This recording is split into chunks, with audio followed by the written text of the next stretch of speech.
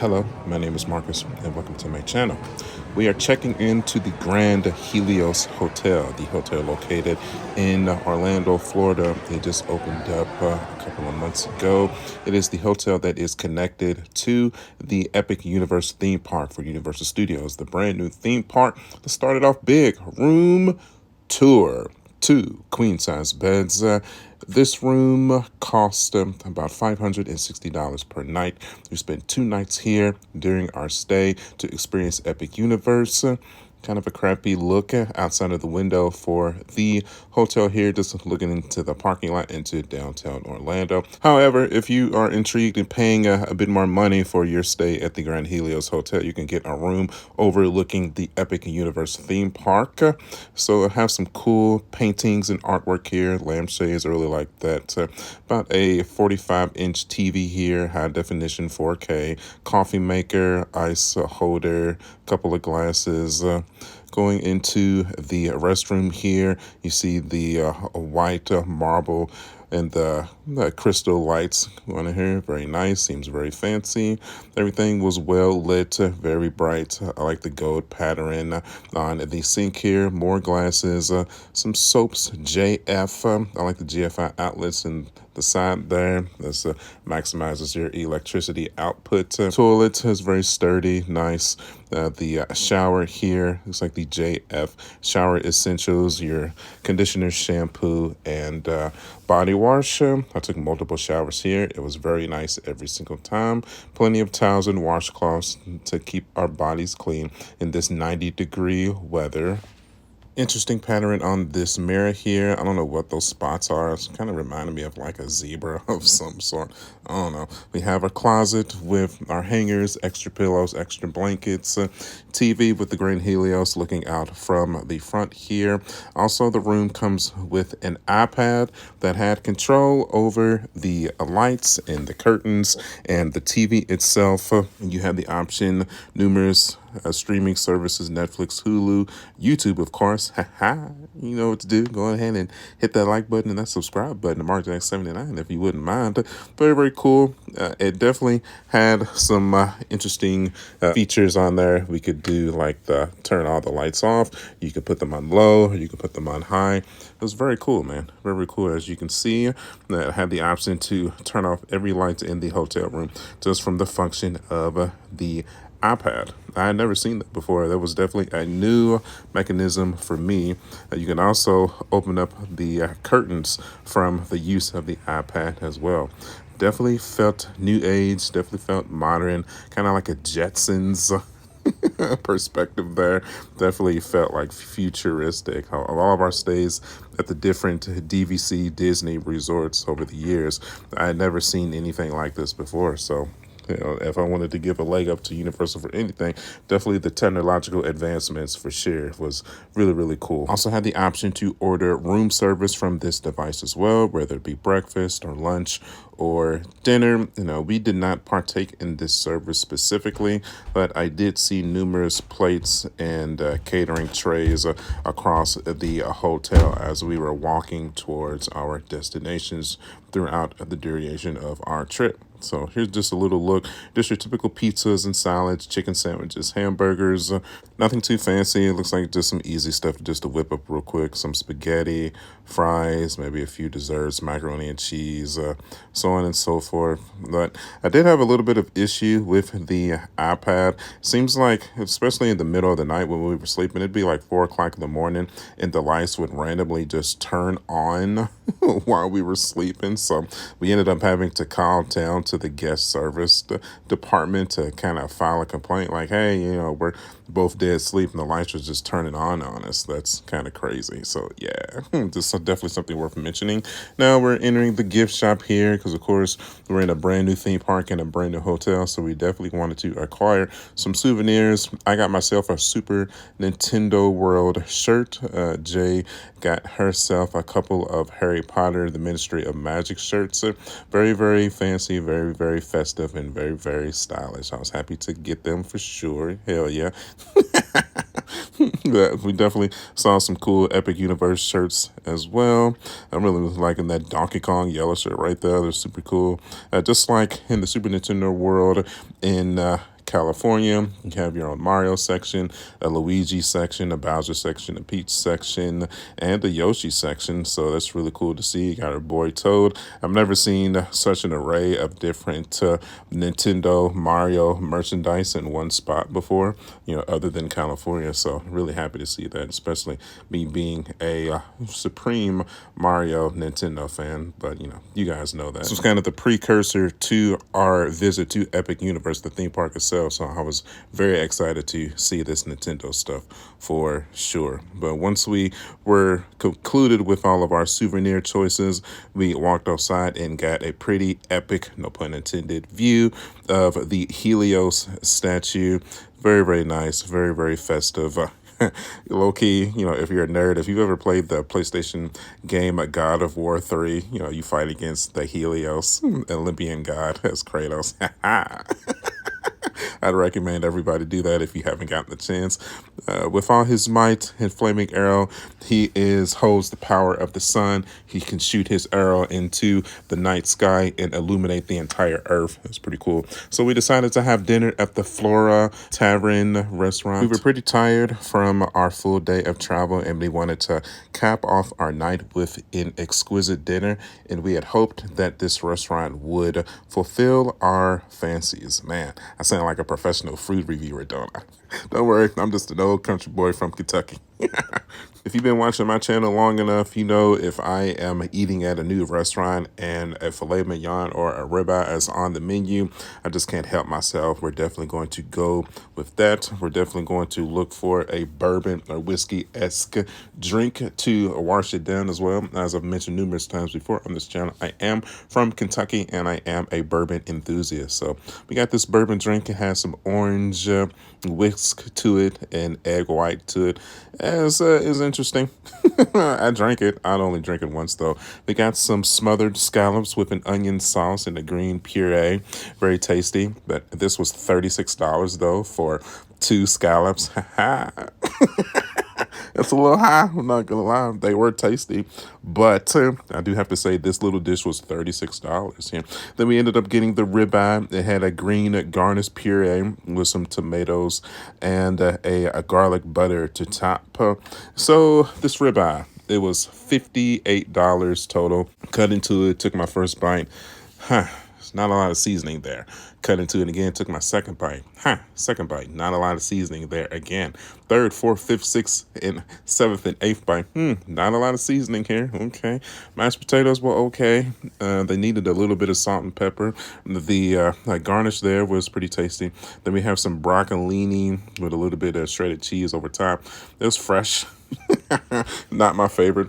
Ultimately, the total of that meal between the two of us was $258. Not my favorite, dude. The food was a little bit bland. I wouldn't get it again, if I'm being completely honest.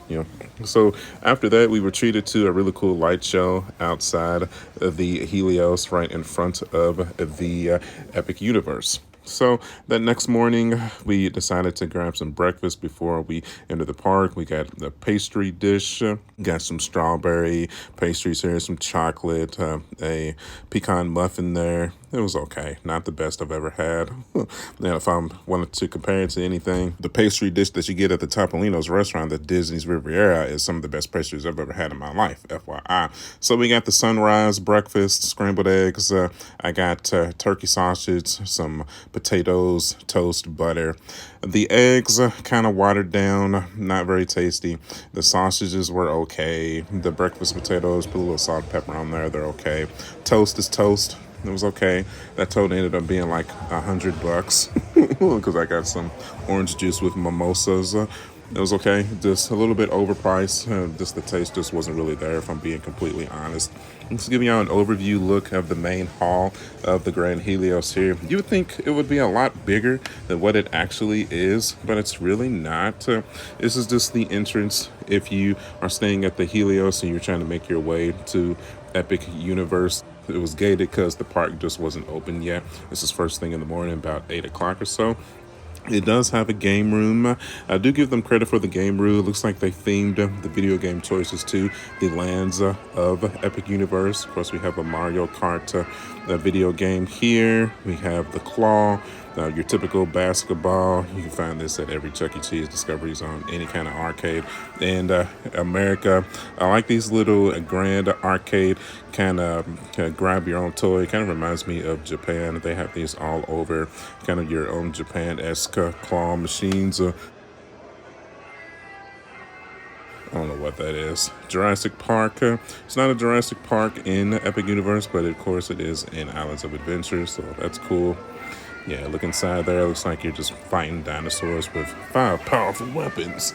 And also, I don't know what that game is either. It looks like some kind of a racing game. And then we have our exercise room.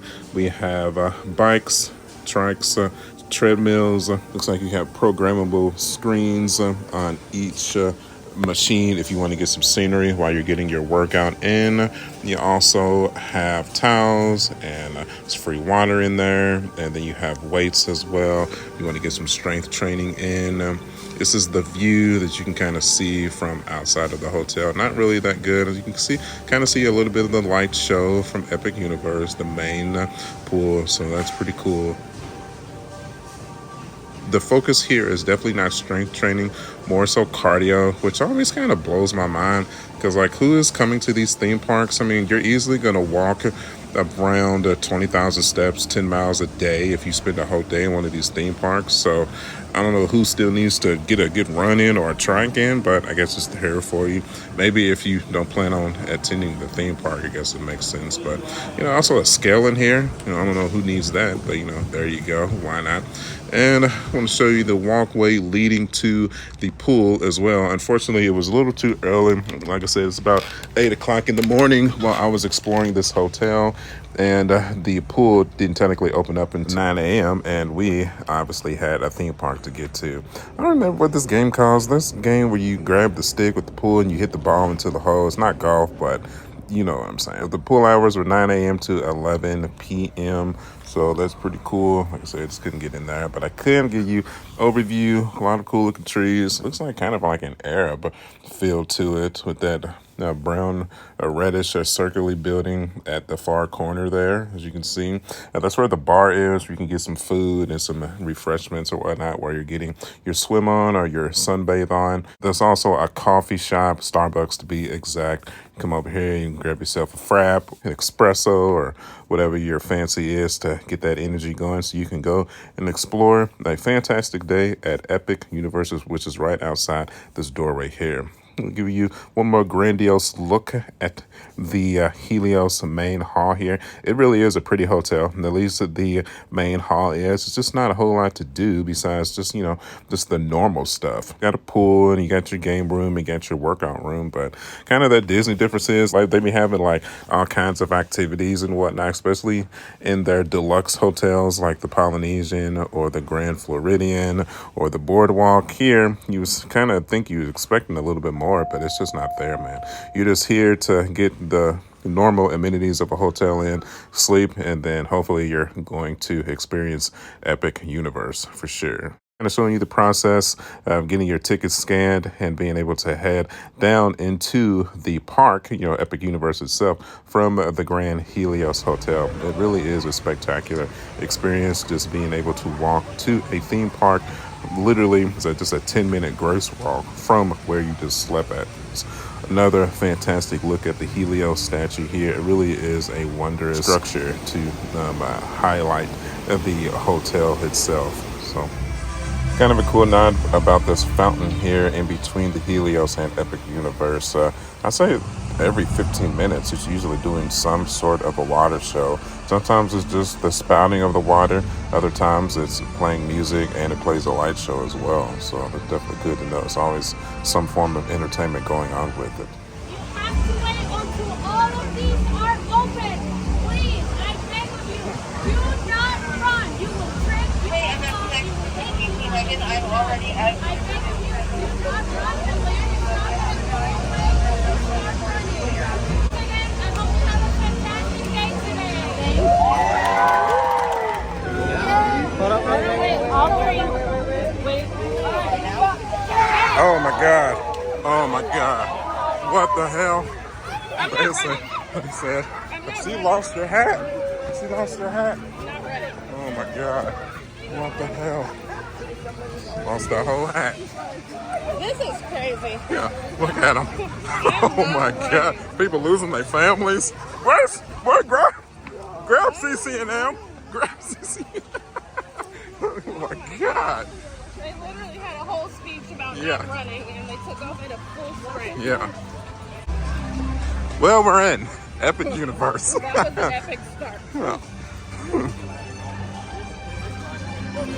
Oh, so long, man. Been waiting to get in here for so long. We're heading towards Mario first. If you didn't know, like everyone in the park, this is early admission for Universal Hotel Park residents. The only thing that's open right now is Super Nintendo World. As you can see, people are very excited. We're heading towards Donkey Kong first. That right there is a Mario and Donkey Kong gift shop. And what we have right ahead of us is the gateway to Super Nintendo World. Look at that, dude. Oh my God.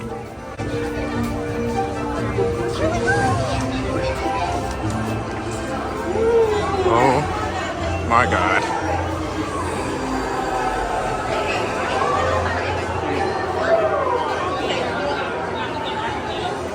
Experiences like these never gets old, man. Just especially being an avid Nintendo fan my entire life, just being able to travel to Florida and just experience this kind of stuff, it leaves me breathless.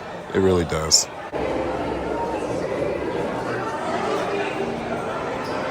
Don't mind me, just an anonymous Mushroom Kingdom Peach's Castle elevator. Kind of reminds me of Paper Mario, man. It's so cool. Hello, Princess. Long time no see. Good to see you again.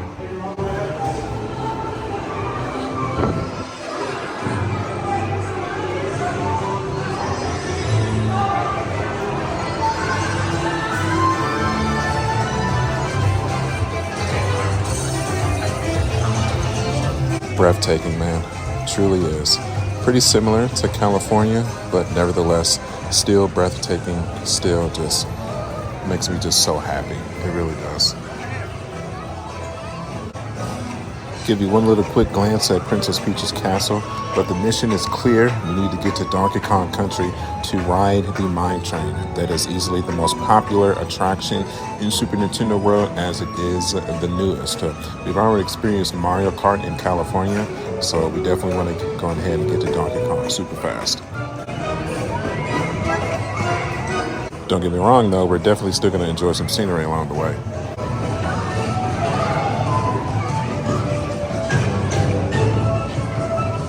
Let's go.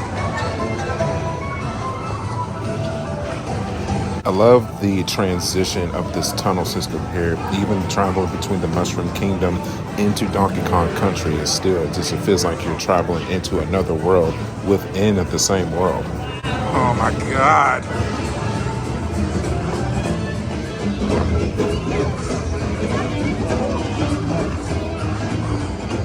What the hell, dude? Absolutely a spitting image of Donkey Kong Country from the Super Nintendo and the Nintendo Wii. Such a beautiful rendition of the world. It's so mesmerizing, man. It really is. Definitely the atmosphere is just top notch. Yeah.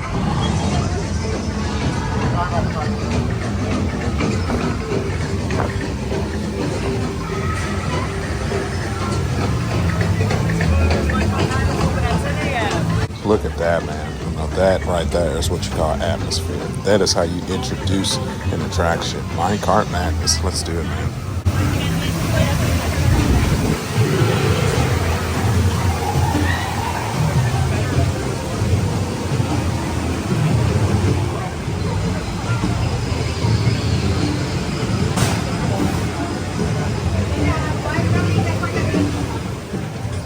Looks like the line queuing leads you into a temple to acquire a golden banana. Oh, that's awesome, man. The hieroglyphics here is of the classic Donkey Kong arcade game. That is so cool.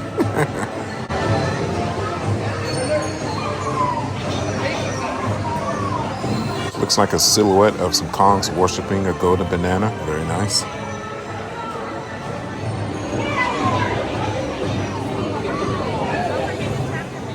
All right, let's get some power band action. That's what I bought it for. Nice. Yeah. Trying to show y'all every nook and cranny of every detail here. Got some silhouette action in the ceiling. Got some golden decay. Very nice. Cranky. Okay. What are y'all still doing here? That's the end of my story. What do you mean you don't get it? Got Dixie Kong here welcoming us onto the mine train cart here. Very nice. Finally, man, I'm so freaking excited, dude. Let's do it. Hey, what's up, y'all? So, Universal Studios has made it pretty abundantly clear that they do not want the ride-through videos on YouTube, TikTok, Instagram, etc., especially if you expect to get paid for it. So we're going to follow suit and follow the rules for once. So let's talk about Donkey Kong's Minecart Madness. It is a family-style coaster. It is extremely fun. If I had to compare it to a coaster in Orlando, we would go Goofy's The Barnstormer at Magic Kingdom. It's definitely not intense. This coaster can be ridden by the whole family for sure. It is, like I said, it's a very fun coaster. You get cameos from Donkey Kong and Diddy Kong. They are traversing the temple to claim the golden banana, kind of what you're seeing in the Donkey Kong Country Return clips here. It's an adventure. It definitely has some steep dips and turns. It does not go upside down. You know, if I had to give it a score of some sort, I would definitely go like a 5 out of 10 for thrill, but a 10 out of 10 for nostalgia and just heartwarming activity for the whole family. You know, I definitely highly recommend it for everybody to give a try, especially if you're any kind of a Nintendo fan. You know, if you're traveling to Epic Universe, this is a no-brainer for you to give a try. And honestly, you need to head to this coaster first, because throughout our day at Epic Universe, there was not a time of day when this coaster was not at least 85 minutes to an hour and a half, other than when the park first opened. And as you just saw, this was the first attraction that we did to start the day. So definitely give this ride a try. It's so much fun. Not really intense at all. It's just great fun for the entire family.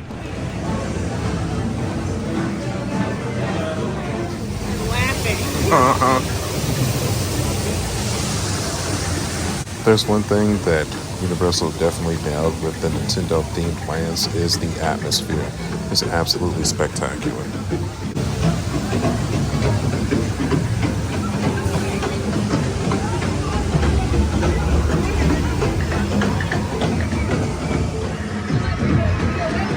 So this is going to be a rhythm game, so how it's going to work is you're going to look at the light, and then you're going to go left, right, left, right, left, right, left. You did.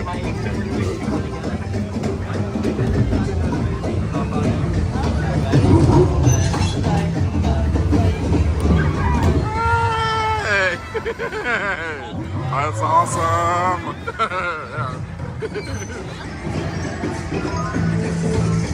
Man, there's Funky Kong's playing, but where's Funky himself? I want to talk. We got some stuff to talk about. Sheesh.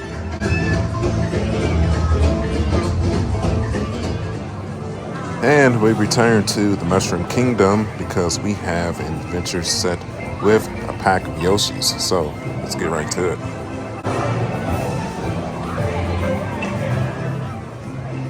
I really want to go hit those item blocks right there and give me some coins. But we have a mission and we need to stick to it. The queuing system in Yoshi's Adventure is a spinning image to Yoshi's Story and Yoshi's Island, any of the Super Nintendo games. It shows the locations of 3 glowing items. Flurry, out. You like to know where you find those 3 glowing eggs? That if you find those 3 glowing eggs, the glowing eggs will be green. Thanks for the info, Toadette. Appreciate you, girl. Hey, look at those apples. They glow in the dark. That's pretty cool. If you didn't know, Yoshi's favorite food is fruit. Dude, this is crazy, man. I love how they even have the trees and kind of the atmosphere of the greenery on the ceiling as well, not just on the walls. It's so freaking cool, man. It would appear that X marks the spot. Hey, can I get that star though? No? Okay, that's cool.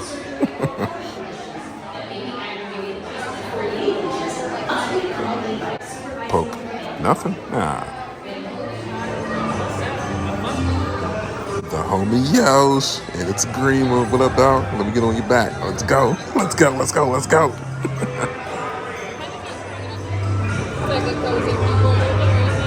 Yeah. Looks like you can get the best viewing at Princess Peach's castle from the Yoshi adventure.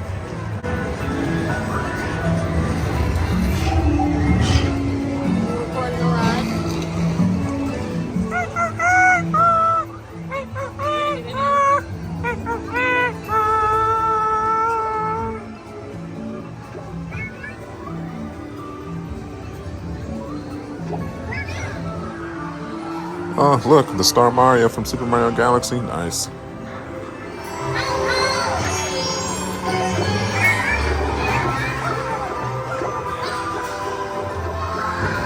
It's a little slow moving for my liking, but the Nintendo fan in me is loving every second of it though, so I can't complain too hard.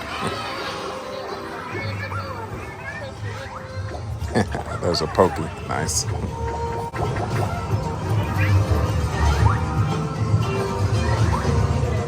Bombastic side eye. Oh my God, Captain Toad! Mr. Piranha Plant, please don't eat me, please and thank you. And to close us off, a thump. I'm gonna need all those coins. Thank you.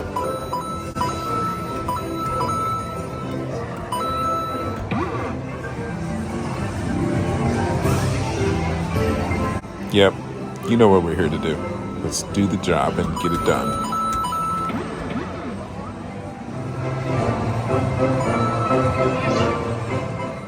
Yeah, man, this time I really wanted to just wander around here like I had nothing to do and just play all the games. It's so much fun, dude. Never ceases to amaze me just having a life-size Princess Peach's castle just right in front of my eyes that I can see and touch. It's insanity. It's spectacular, man. It really is. I'm so grateful to be able to experience this. It's so freaking cool, man.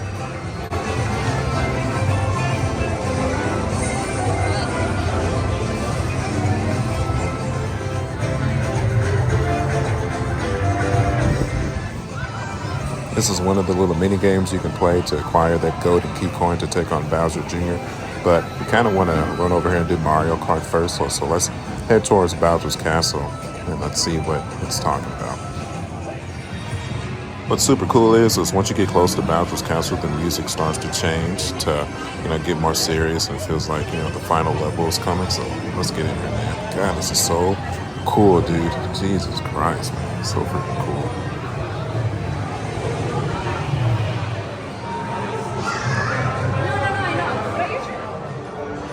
Anonymous stairwalk up to the final destination here.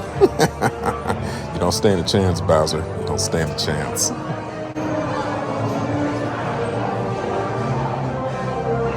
I mean, you just gotta love the sudden drop in atmosphere from the playful Mario to the serious Bowser's castle. Oh, goodness. Thank you. Yeah, sure. Okay. Yep, saved her life. That's all it is to it.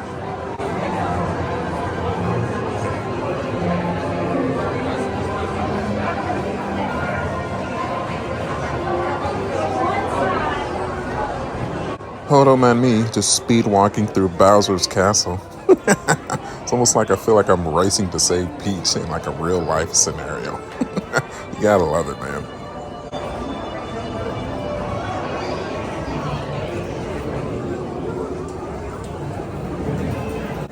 Throne room action. Okay, nice chair there,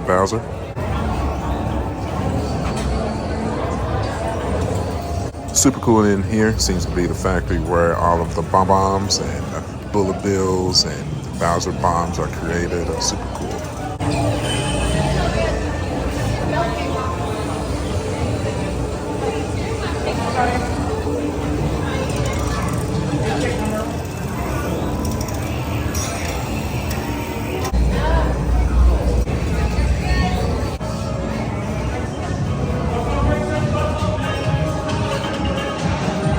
All right, now we're coming up close to the Mario Kart actual attraction now. Starting to see some Mario Kart TV. Lukita, pretty cool.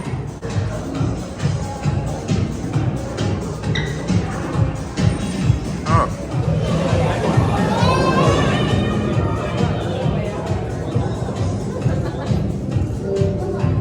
Welcome in, racers. Welcome in. Thank you, thank you, thank you.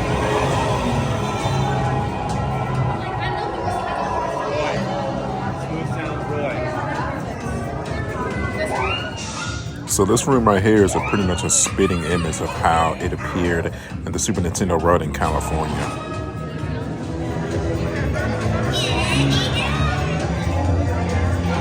Simply just showing you how to play the attraction. Pretty much you're just playing Mario Kart in real life, man. You're throwing turtle shells, you're turning, you're aiming, you're racing against Bowser as Team Mario. Cannot wait, man. It's so much fun.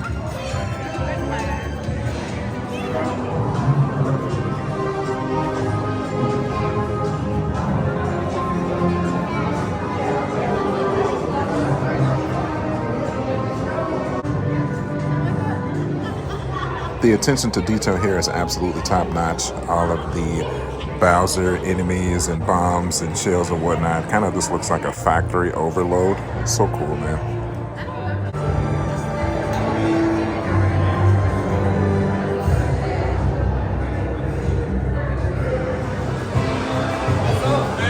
What's going on now? Hell yeah. Hell yeah.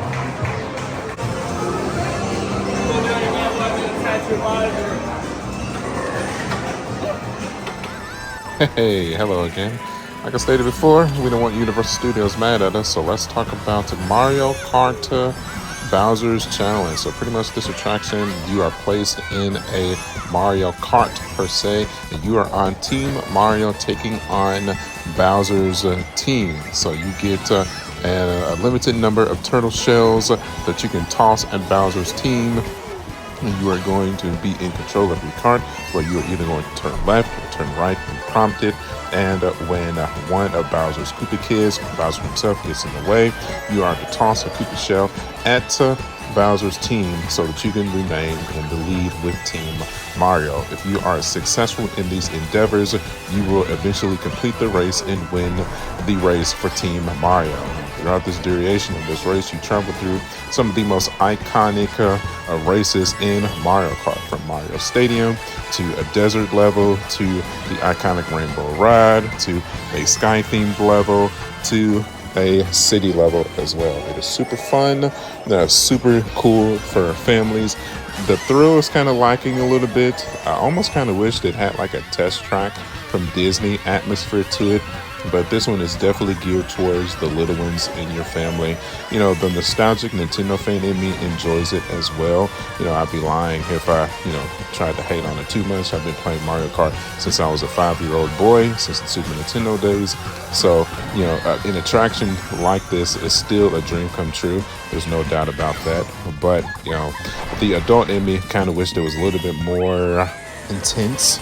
But ultimately, though, I'm so happy it exists. I'm so happy that myself and my family has gotten to experience this attraction. I'm so happy that I have gotten to share my childhood experiences with my own child. I think that's the best part to being able to experience this in California and in Florida now as well. It's just a dream come true, man. It truly is. So to have a Mario Kart ride just in real life is crazy. A part of me kind of wishes that we could get a Super Mario platformer ride as well. Hopefully that is in the cards coming soon. But what we have right now for Mario Kart, I definitely think it is a perfect rendition for a theme park attraction for Super Nintendo World. So super fun. If I had to give it a rating for thrill, I'd give it like a 2 out of 10. Let's just being honest. If I would give it nostalgia fun factor, I give it at 9 out of 10 for sure. You just can't deny it, man. You really can't. It's just that cool. It's Mario. What are you gonna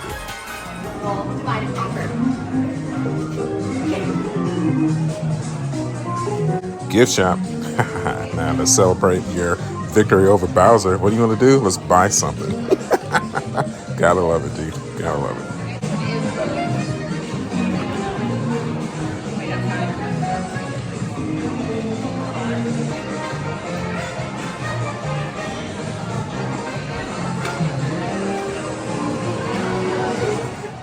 Mario Kart TV, Lemmies, Bullet Bill, Mushroom Pistons at the top there. Just wanted to take a second and appreciate all of the little cameo sponsors there. Mario sponsors, as it is. It just puts a smile on my face. It really does.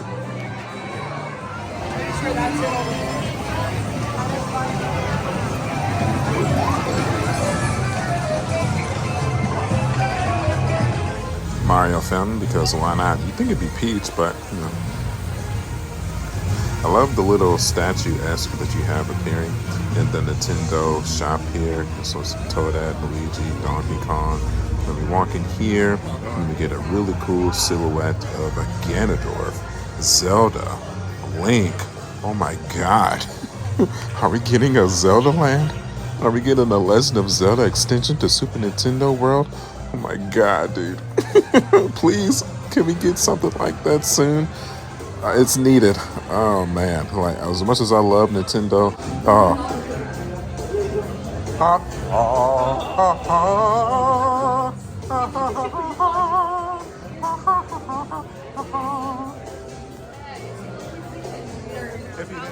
as you just heard, I love me some Zelda. Please, Universal, Nintendo, make it happen. Oh, you got some more Link action over there. Gotta love it, dude. It's so cool.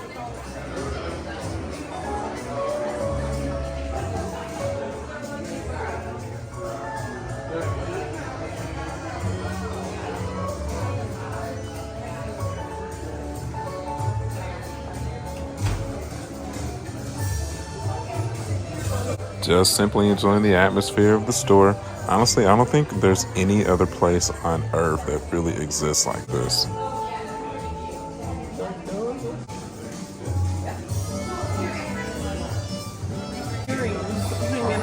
Nice. Even the homie Yoshi got his own little merchandise section for him to shine. Looks like every Nintendo character gets their own little spot to shine, man. And that is super cool. Oh, no.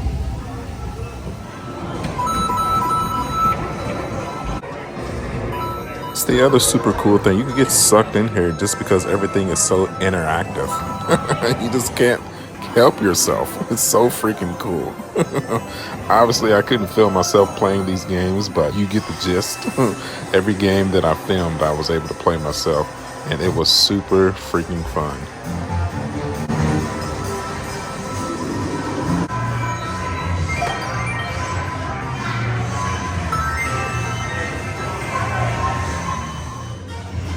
Not gonna lie, some of these games got intense too. I mean, I broke a sweat. Not gonna lie, especially running around trying to hit stuff when it's like 95 degrees outside. It gets intense, man. It really does. Mario, Luigi, and Peach were available to take pictures if you wanted to, but we focused on that in California. For here, I wanted to focus on the gaming aspect of the Super Nintendo world. So you're supposed to keep track of the coins and the keys that you collect on the Universal app, but honestly, I just wanted to play the games, man.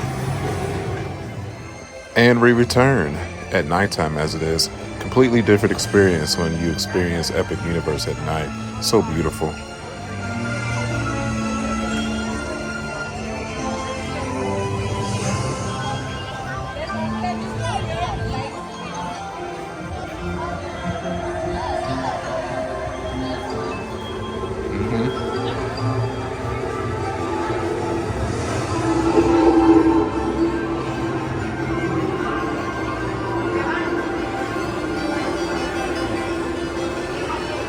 Sometimes words just really aren't even necessary. You just gotta let what the eyes are seeing speak for itself.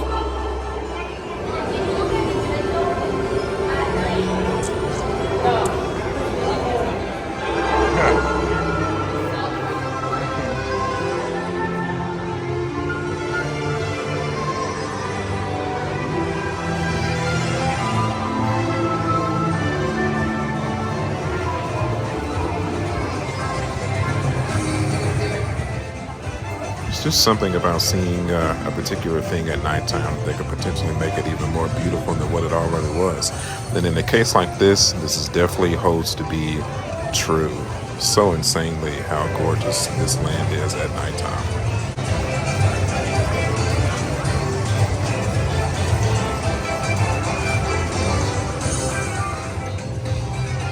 Excuse me, I think I'll go claim my princess now, if you guys don't mind.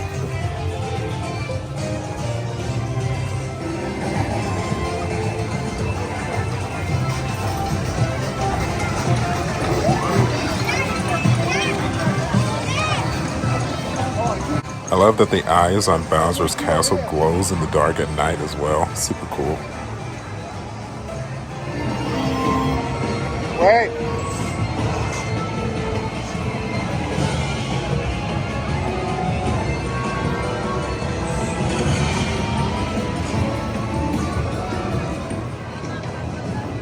Then before we end our night, I also wanted to see Donkey Kong Country at nighttime as well, because you know there's plenty of boards on Donkey Kong where you can play at nighttime too. So let's check it out.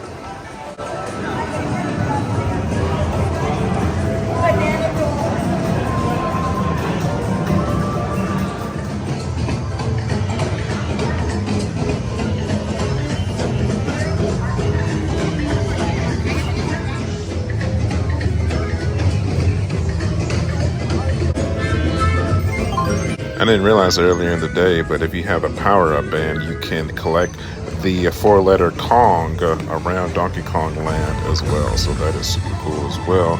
Just such a completely different vibe at nighttime, man. They do a really good job of keeping this land illuminated for sure. Everything is well lit and bright, just so beautiful.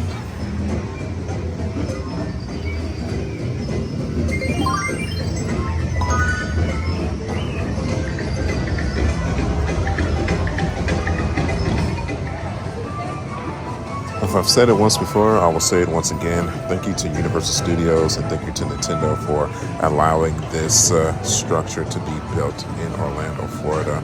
Cannot thank you enough as a lifelong Nintendo fan since the age of 5. First look at Stardust Racers, the huge roller coaster that spans almost the entirety of the Celestial Park area, hub of Epic Universe. This was an amazing spectacle to look at. There's certainly no denying that the Helios Grand Hotel is an absolute spectacle to look at from the exterior, but I think the funny thing about it is, as big as it is, it's mostly rooms. Like I noted at the beginning of the video, it's not a whole lot to do within the hotel itself, but at least it's within walking distance of the park itself. So that's definitely the biggest benefactor of the hotel, in my opinion.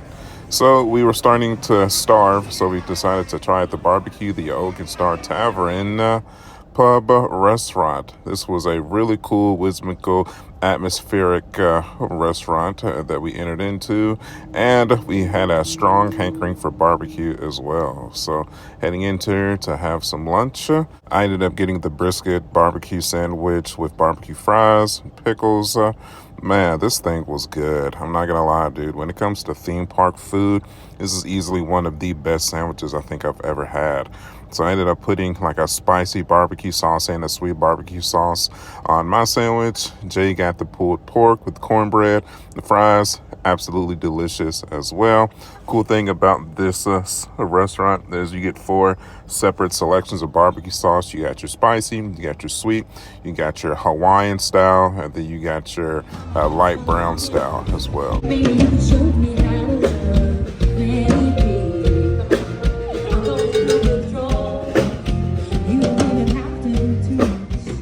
As we continue our tour of the Celestial Park, we are greeted by a wondrous living statue. Very beautiful, very elegant, and very cool to see. This is the Constellation Carousel, a very wondrous sight to see. We didn't partake ourselves, but still cool.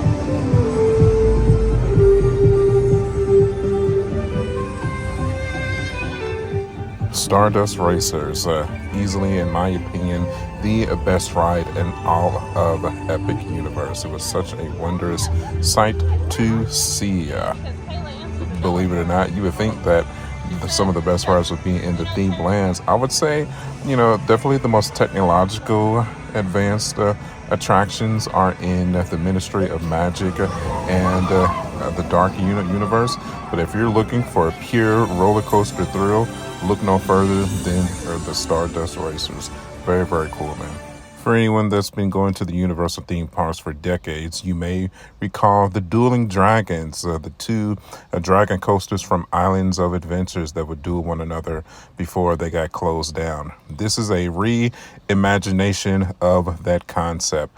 The Stardust Racers is two spaceships that are shooting and kind of competing with one another. It is two different sides, a green and a yellow side. We ended up riding the green side because we didn't want to do the most intense version of the ride. Apparently the yellow version is faster, where the green version has more air time. But I can tell you what, this was definitely my favorite experience throughout the entire day, even more so than Super Nintendo World. It was a fun coaster. I definitely recommend it to any roller coaster enthusiast in the world.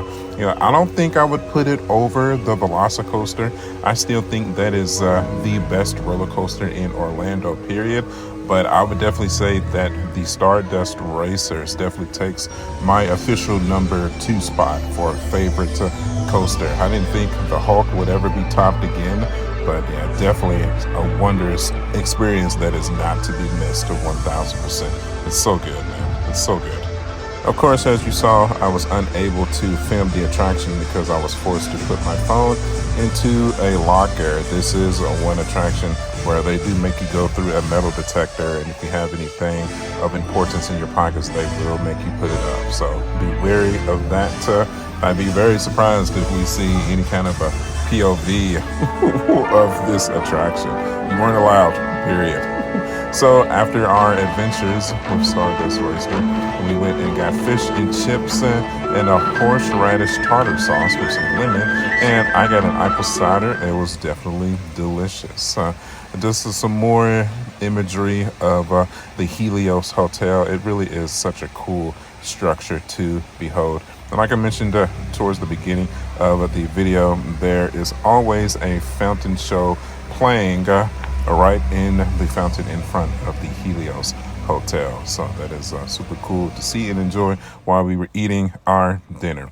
So once the nighttime hit, we were able to really enjoy the nighttime atmosphere of Epic Universe. This is one of the prettiest theme parks that I have ever seen when it comes to the nighttime. It's almost like the park really comes alive throughout the nighttime. I think I definitely prefer the nighttime glowing effects of the park even more so than some of your Disney parks. Like, I would say Magic Kingdom from Disney World definitely was the best when it came to nighttime aesthetics for theme parks, but I think Epic Universe may have topped it, man. It really is such a beautiful park. It is not to be missed. If you can stick around throughout your day here at Epic Universe, maybe take a break throughout the middle of your day so that you can experience this wondrous park at nighttime, I would absolutely recommend that for sure.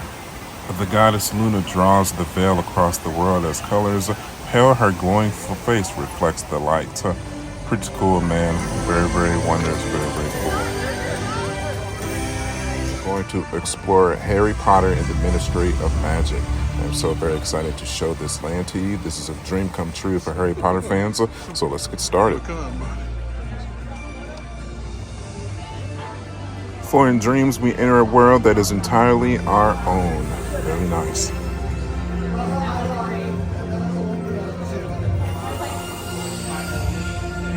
It's so cool, man. Epic Universe does such an extreme job of making you feel like you're transported into another world. So cool. So definitely the first thing I'm noticing here is just the spectacle of every building. It's a monstrosity, just beautiful architecture here. It seems to take place in the 1920s or 1930s Paris, and every building constructed here is just absolutely stunning to look at. It really is.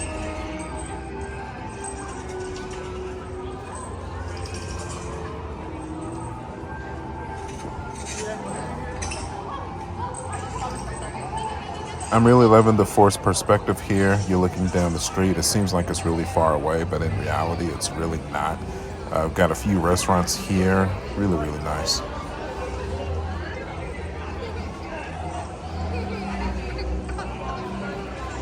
This red tent at the center here is the circus slash magic show that you can experience. It's really cool.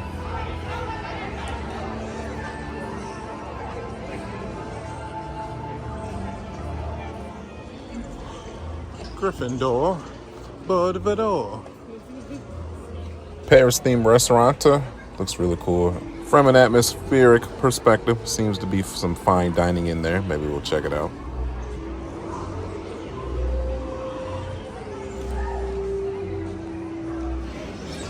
Anonymous headless statue here. I'm not a Harry Potter buff. I have seen the movies, but I haven't read the books. So I'm not quite sure who this is. Here's the start of the line queuing for the Battle of the Ministry of Magic. Obviously, this is some type of a subway tunnel system. Pretty cool to set the mood for what kind of attraction you're coming in for.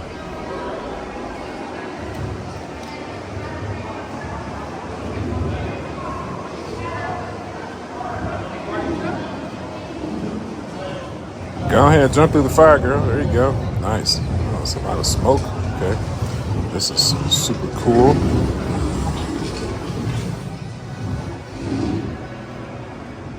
Wow. Oh my God. Dude, this is by far the coolest. This is spot on to the movie set.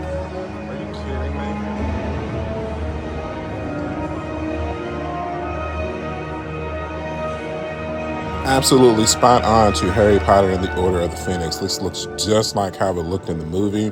And this is my favorite fight scene between Voldemort and Dumbledore. God, this is so cool, dude. So freaking cool. Universal has made some epic line queuing for Harry Potter before, but I think this easily might be the best line queuing for any attraction, for any ride I've ever ridden, I've ever seen in my life. The detail here is absolutely outstanding. Video can't even do it justice. This is something that you really just need to see with your own eyes, man. This alone is worth the price of admission, in my opinion.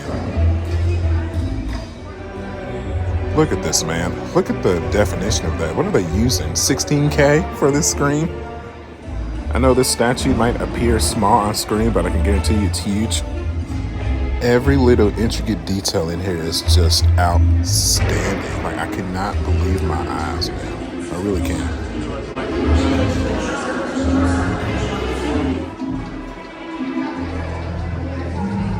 Well, I say about 50% of the budget went in here.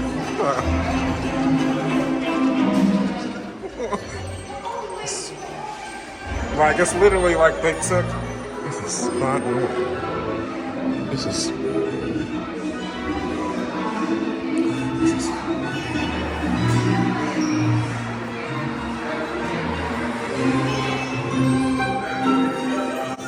Really got to take a second and appreciate that Harry Potter jingle music as well. Just makes you feel like you're going on an adventure.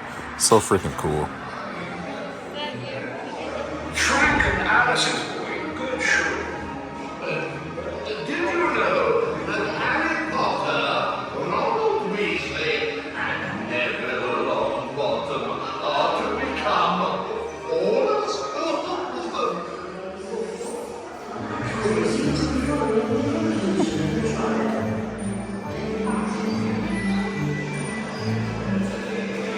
I wish I knew Harry Potter like the back of my hand, like some of these other properties that I know. Surely this vacuum cleaner here has some significance to it, because it seems like they put a whole lot of effort into it as well. It's super cool, man. Just look at that.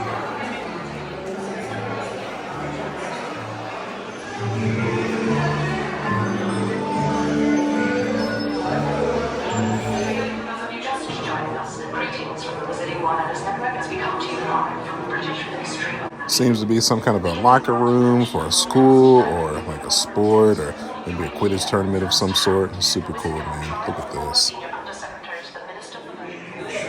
Nice typewriter and just a whole lot of files that need to be typed up. Looks like work.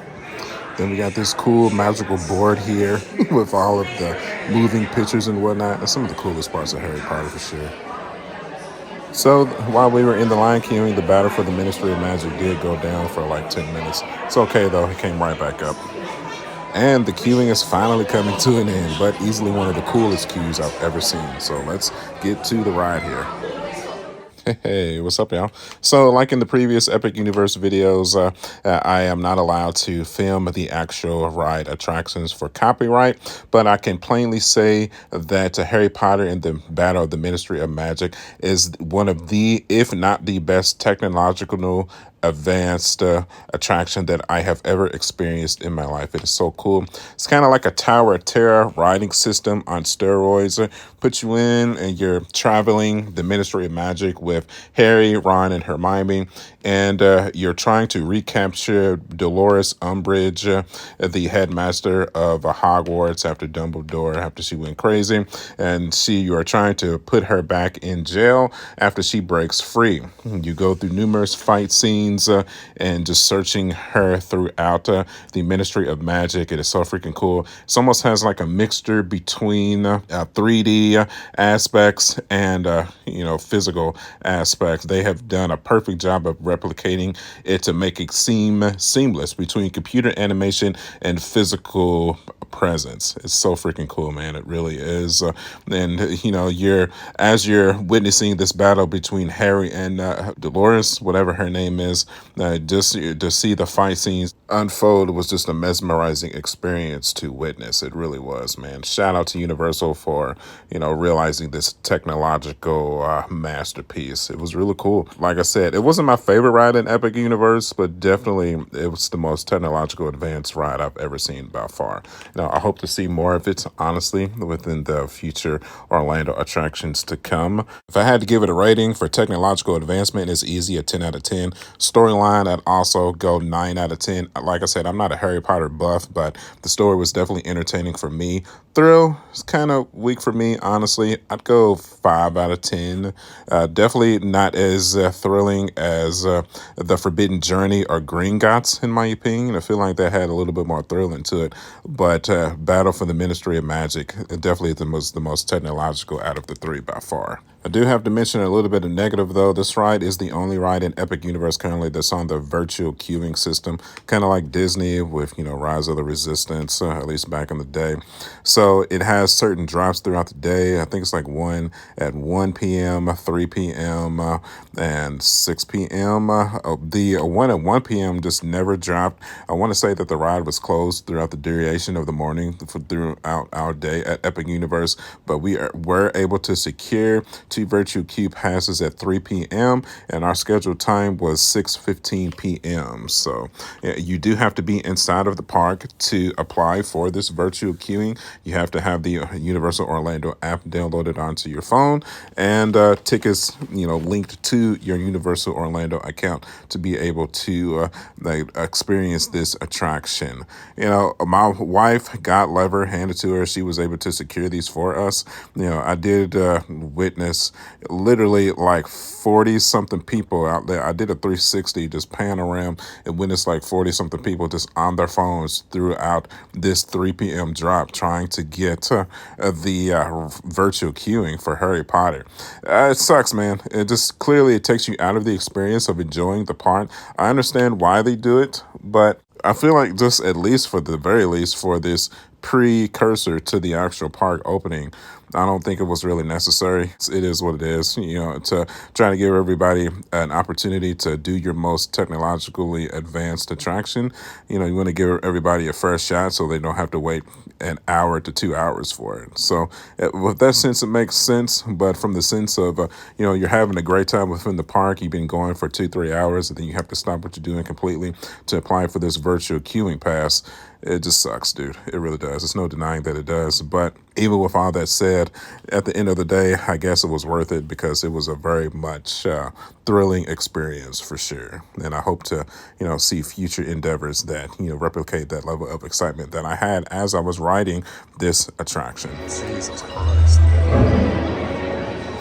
So as we finish our experience with Harry Potter and the Battle of the Ministry of Magic, we take one more glance at this outstanding queuing system. It's so cool, man. It really is.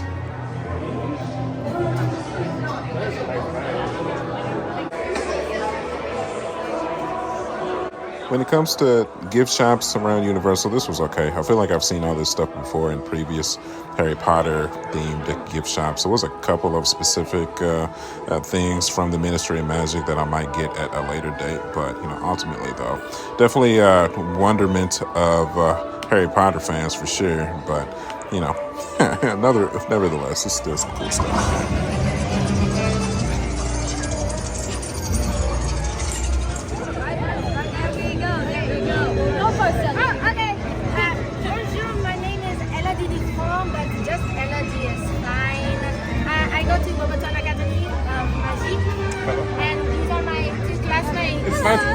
It's nice to meet you. Nice to meet you too. Awesome. Well, thank you, and I appreciate it. I'm having such a great time here, and thank you for being here. Yeah. Awesome. Thank you. He is from America.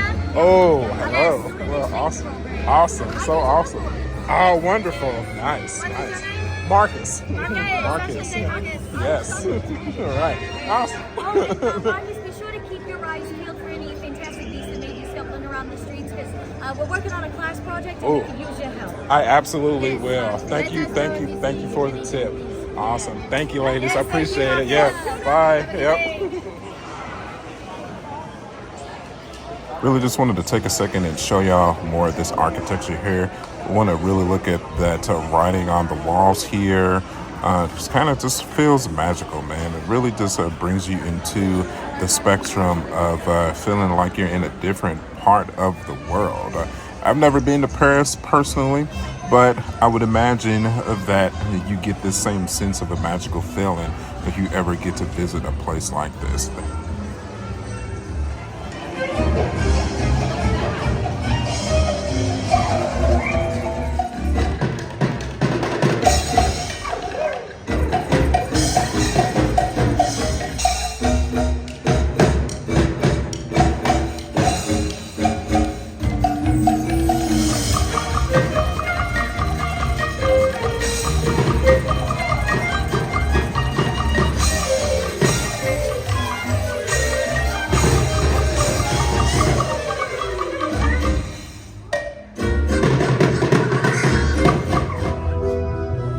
Wanted to bring you all inside to the line queuing to the circus show attraction in the Ministry of Magic. Just a wondrous spectacle of atmosphere here.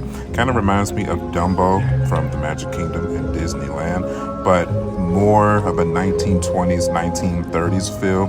Definitely get a sense of you're stepping back in time. So cool, man. I like the old school lighting structures here. The bicycle and the wheel is just so cool. Every intricate detail is put on place here, and it looks spectacular.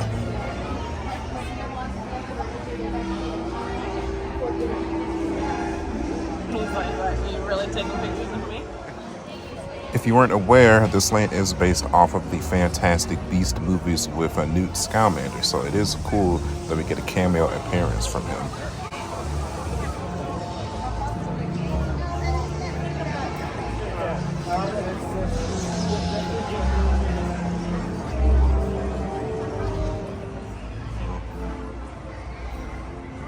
This little green shop here is the gift shop to the circus show, for those who were wondering. Now, it wouldn't be a Harry Potter themed land without at least one wand shop to pick out some magical elements here. It's fascinating. It looks like Mother Nature's wand. It's in the shape of a tree. It's like an elegant fairy wand situation going on here. Looks cool. Then we have like a butterfly, dragonfly wand. Very cool also. Now, I didn't partake in it myself, but just like Diagon Alley, you can take the wand that you've got from any of the Wizarding Worlds and interact with a lot of the structures within the Ministry of Magic.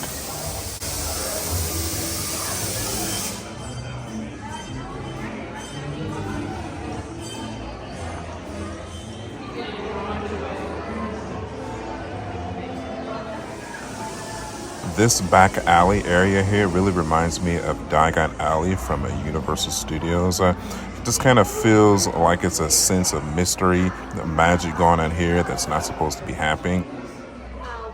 This is the showcase to one of the restaurants here that has some pretty cool architecture to see, as you can see.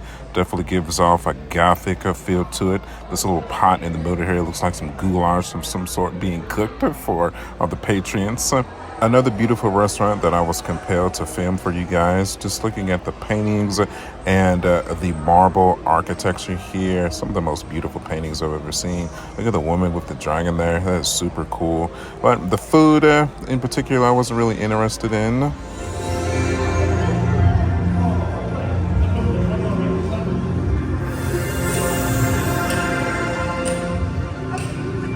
Going in and out of the portals never gets old. Universal Epic Universe does a wondrous job of just making you feel like you're being transported into a different world. It's probably my favorite aspect of the park in general.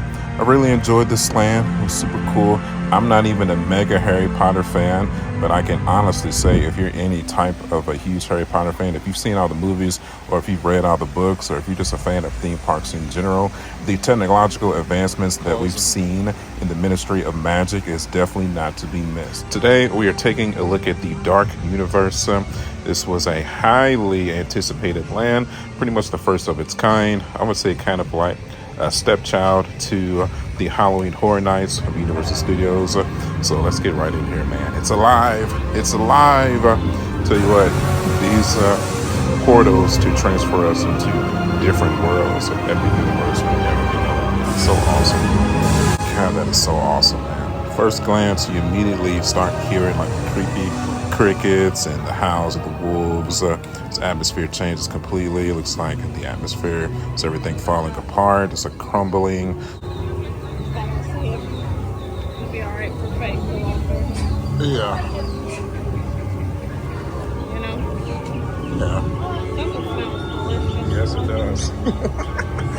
Definitely the biggest thing about this land, we were curious if it was going to be suitable enough for our 9-year-old daughter. So, I mean, from what we saw, I mean, it's not too crazy. You know what this reminds me of? What? Van Helsing. It's like one of my favorites. Definitely the cool part about Dark Universe for sure is as soon as you enter the land, you are greeted by some of the most iconic characters. Woman on the violin there. You got the Invincible Man on the side here as well, interacting with all of the guests. He had a long line, but I was able to get at least a little bit of footage of him.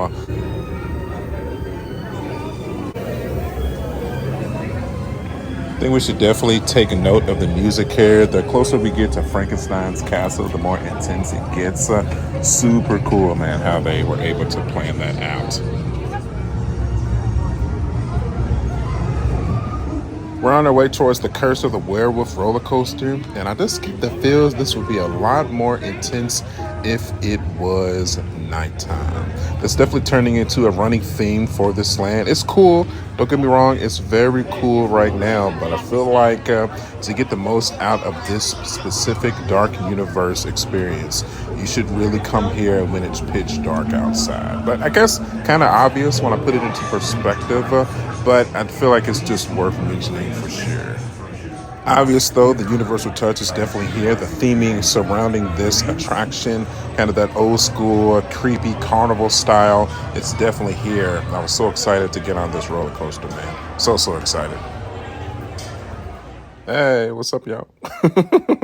As I've mentioned in previous Epic Universe videos, they do not want content creators filming the ride vehicles at all. So unlike other content creators, I'm going to tell you that I would like to get paid for this video that I'm creating right now. So I'm going to let you enjoy this werewolf video game footage while I talk about the Curse of the Werewolf. It is a roller coaster that is on a turn cycle that has some pretty interesting mechanisms in it. It pushes you forward, shoots you up, turns you around, and it kind of slings you back and forth inside of a house that is owned by the werewolf. There's a particular part in the attraction where it shoots you into a house, and if you look up at the ceiling, you can actually see the werewolf himself coming to attack you.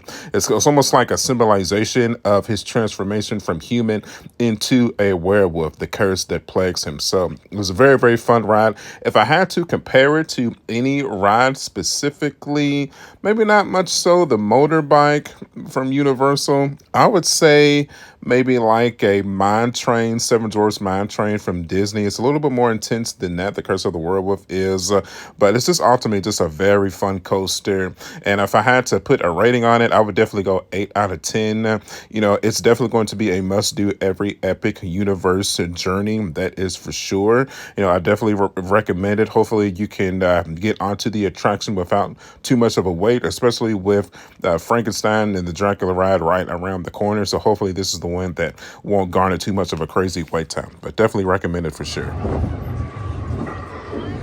Peep the sounds of this ominous, creepy wind wheel translating back and forth. It's super cool, man. All right, it is time to do probably my most anticipated ride. That is the Monsters Unchained of the Frankenstein experience. Look at this castle, man.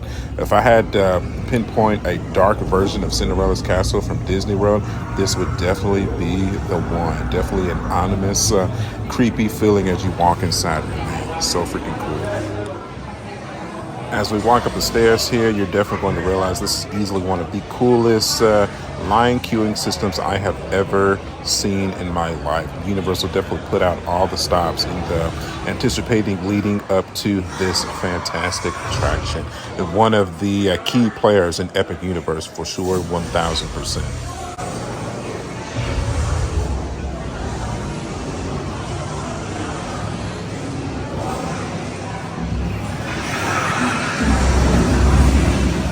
One of the things I had noticed with some of the bigger content creators from Orlando is that they were forced to leave out a lot of this line queuing, but now the floodgates are open for this, so I definitely wanted to show you as much of this line queuing as possible to show you just how freaking cool it is. I can't show you the ride, but I can definitely show you this part.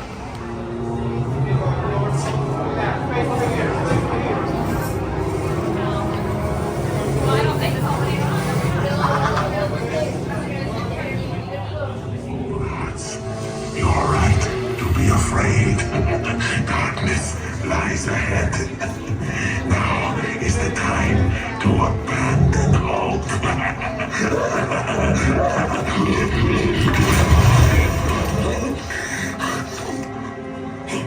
I am Igor. My job is to get you through this experiment in one piece. But Igor, I hear you say, where's the fun in that? I agree, you delightful freak. Sadly, this is not that kind of experiment. Look closely. This is a catacombs navigation unit. All you little lab rats and your little lab rat friends get to ride one. Use it, Igor still sees you. Is that everyone? Oh, excellent. I am Dr. Victoria Frankenstein. Today, you chosen few will witness my greatest discovery yet. Together, we will finish what my great-grandfather started. They called Henry a monster. They were afraid of what he had done. But you will see, there's nothing to fear. Show them. Lower the lights, quickly. Now. These people are friends. See? There's nothing to be afraid of.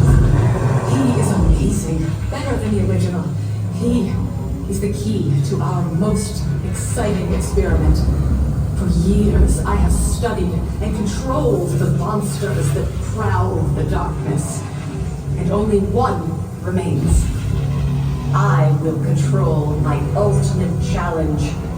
Count Dracula. Calm yourself! That wasn't us. Silence, creature. I will destroy you and everything.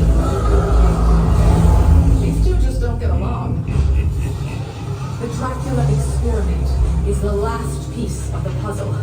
And with your help, the world will never see the name Frankenstein the same again. Open the doors!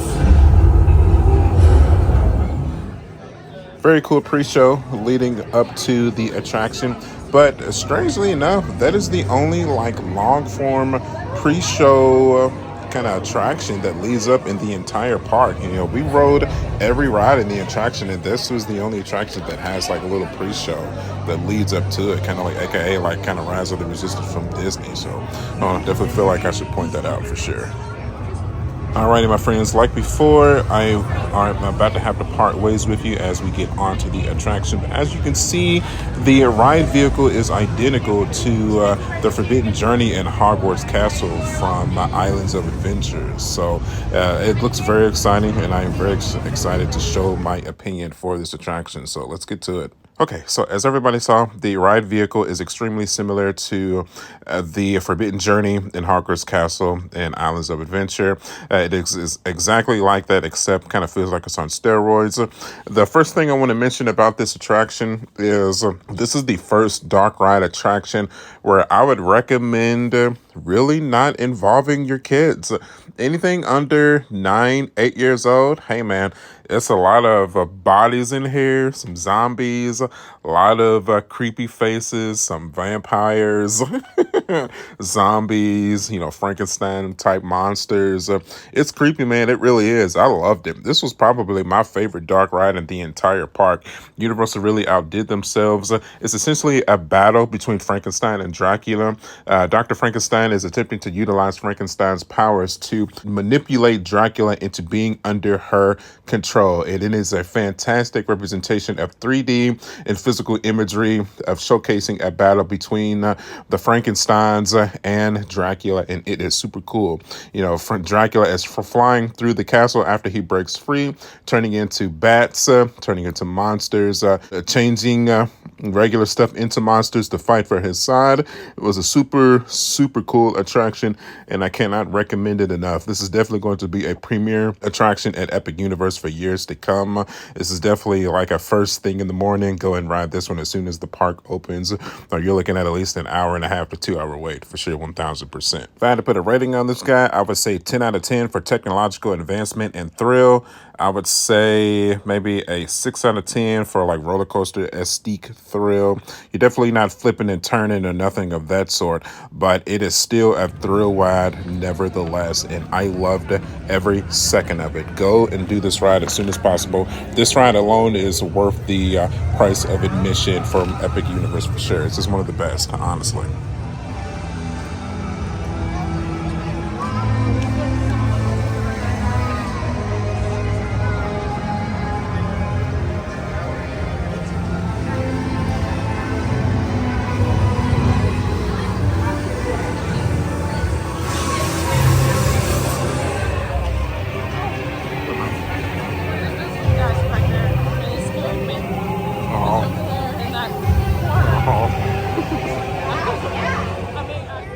So, of course, we returned to dusk to try to give everybody a different feel of the Dark Universe land. And I can tell you it was absolutely worth it 1000%, man. This is such a cool land, especially at nighttime. Honestly, I think I'd definitely go with my recommendation from the start of the video. If you're going to experience Dark Universe, if you only had one choice, you need to experience it at nighttime. It makes it completely different for sure, 1000%. Periodically throughout the duration of the night, the windmill restaurant turns into the flaming windmill restaurant. It's almost astounding that this section of the park exists in the same theme park as Super Nintendo World. It's almost kind of crazy when you put it into perspective like that. We were hungry. We were just eating dinner, but we needed a snack, so we got some pretzel bites with cinnamon sugar and cream cheese icing. Man, it was okay. Typical theme park food. What's funny is, low-key, I'm kind of appreciating the screams that I'm hearing at nighttime. I didn't hear any screams at all during the daytime, so let me double down on you definitely need to experience this themed land at nighttime for sure. Today, we are here to explore How to Train Your Dragon, the Isle of Berk. Have dragons. So we are going to make our way into the fantastic portal system. Get it. But man, that is an awful system though. Jesus Christ. Look at this. Jesus Christ. Oh my God.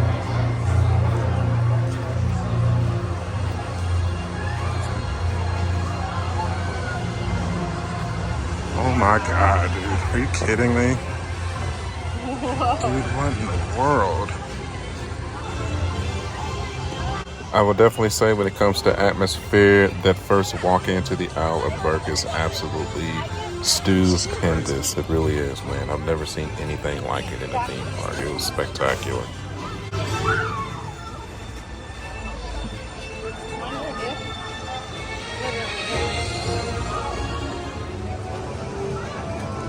Right as you walk in, you're sort of introduced to a Hiccup swing gliders. The coaster kind of wraps around the entire island itself. Very, very cool to look at. I guess this one, I guess. Of course.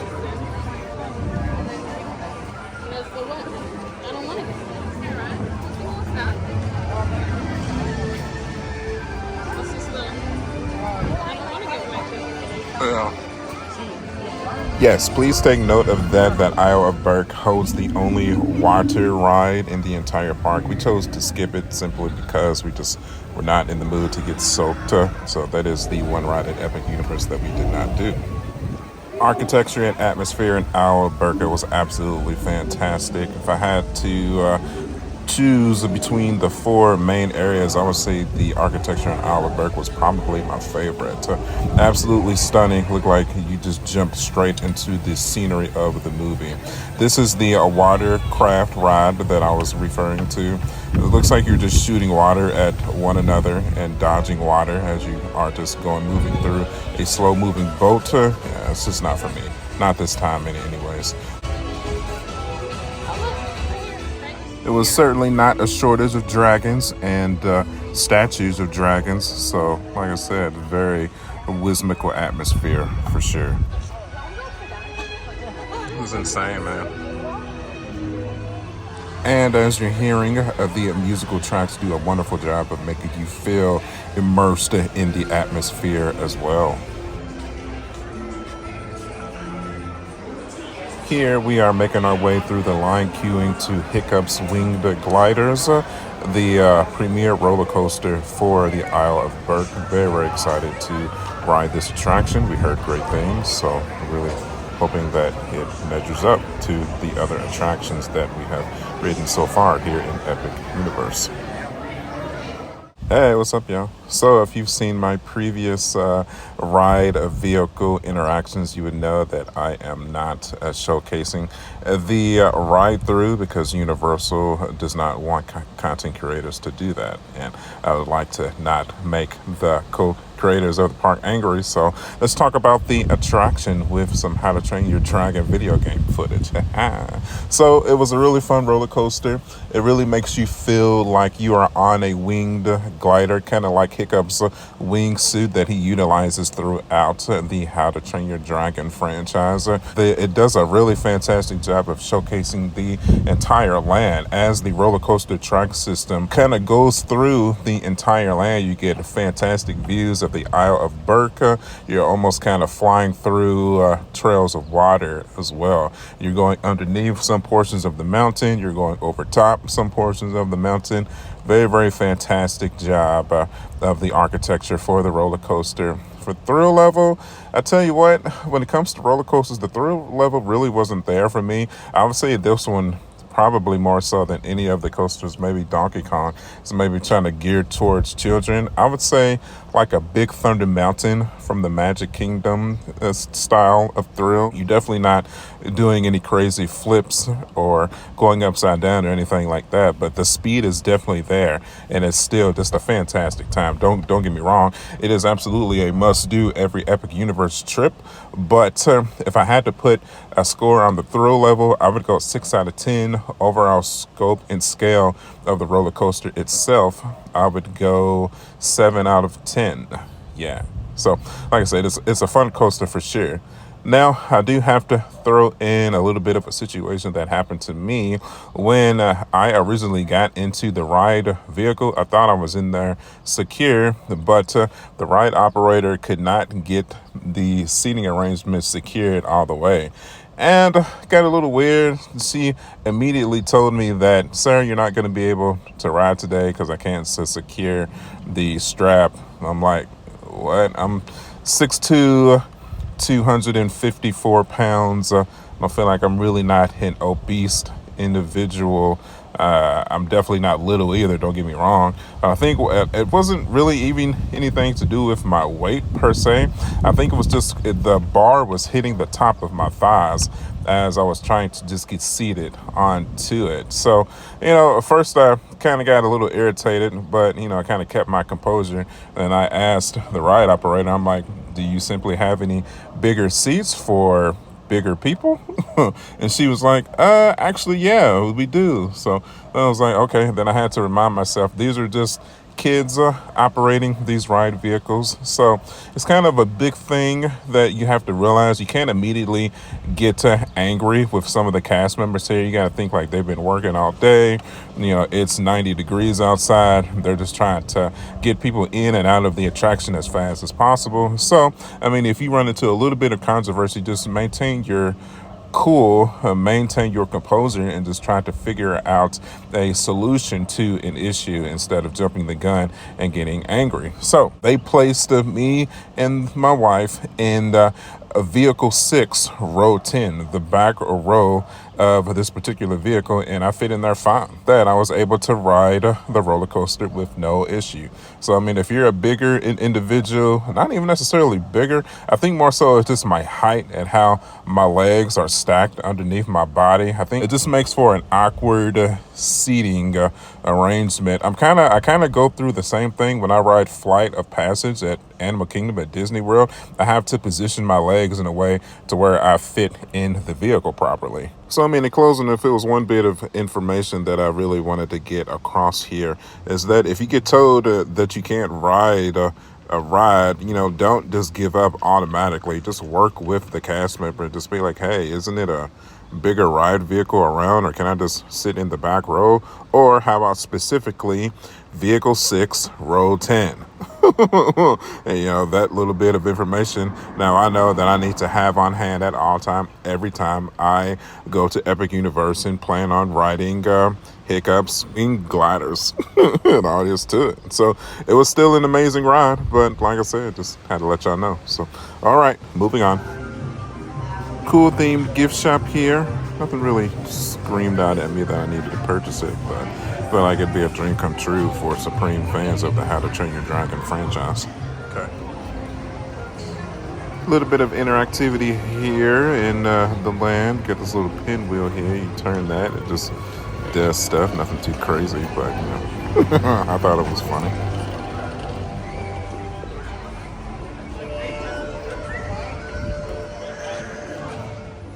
Dragon Racers Rally. This is Epic Universe's version of the pterodactyl flyers, in my opinion. They're single rider, just dinosaur flyers, where you're just kind of flying up in the air, just gliding around, kind of like Dumbo, maybe Aladdin from the Magic Kingdom, just going around in a circle. It's a cool ride, man. Recommend it, definitely for the little ones if they're not afraid of heights. So just give it a try. It's really fun. And just like with Super Nintendo World and the Dark Universe, I really wanted to showcase what the Isle of Berk looks like at nighttime as well. It really gives a different meaning when you traverse these areas at night.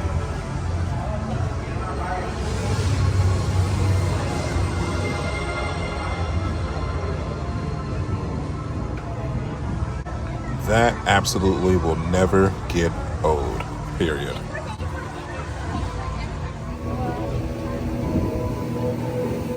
Even the music is a bit different as the nighttime hits this land. Just more whimsical, more mysterious, just more calm and relaxing.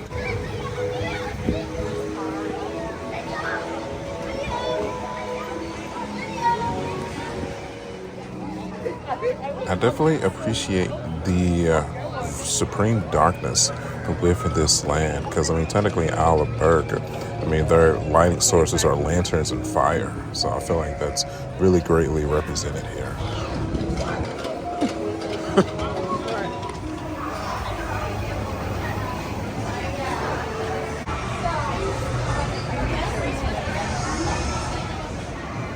Really cool atmospheric setting for Dragon Flyers here.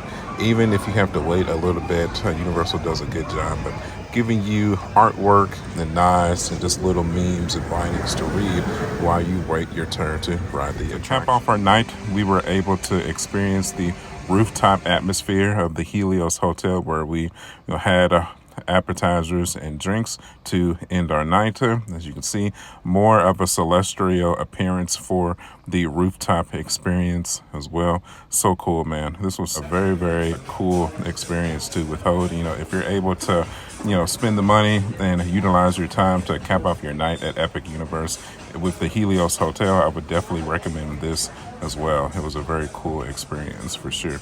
Atmosphere was very peaceful. It was a little bit chilly, but overall, it was like I said, a very cool experience. We are nearing the end of our experience with Epic Universe, man. So if you appreciated the video, if you are planning an Epic Universe trip in the near future, or if you've already been and you're just sharing in the wonderment that we got to experience, hey, thanks for watching, man. I really appreciate that. If you want to see more content just like this, more theme park content just like this, you know that I am an avid Walt Disney World and Universal Studios fan. Myself and my family loves these parks all so much. We travel to them at least 3 to 4 times a year. So if you share in that passion with us, then feel free to join us. As always, thank you guys for the support. If you wouldn't mind hitting that like button, I'd really appreciate that.